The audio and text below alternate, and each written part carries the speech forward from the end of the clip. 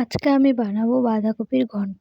তার জন্য বাঁধাকপি কুচি কুচি করে কেটে নিয়েছি, আলু ডুমো ডুমো করে কেটে নিয়েছি।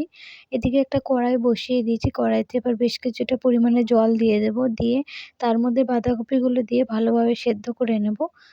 ঢাকা চাপা দিয়ে ভালোভাবে ভাপিয়ে নেব। ঢাকাটা তুলে দেখে নেব কতটা হয়েছে। ভালোভাবে বাঁধাকপিগুলো ভাপানো হয়ে গেছে, প্রায় সেদ্ধ হয়ে এসেছে, এবার নামিয়ে নেব। এদিকে শুকনো খোলাতে আমি একটা ভাজা মশলা করে নেব। তার জন্য নিয়েছি পাঁচফোড়ন আর গোটা গরম মশলা, নিয়ে হালকা করে ভেজে নামিয়ে গুঁড়ো করে রেখে দেব।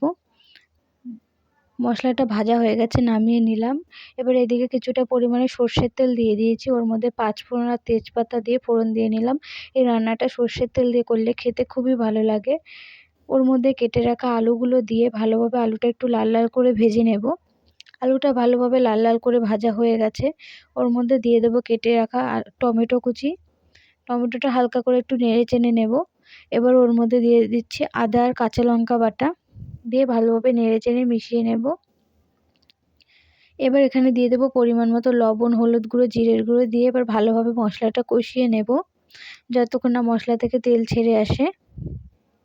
মশলাটা ভালোভাবে কষিয়ে নিয়েছি, এর মধ্যে সেদ্ধ করে রাখা বাঁধাকপিগুলো দিয়ে দেব, দিয়ে ভালোভাবে নেড়ে চেড়ে মিশিয়ে নেব।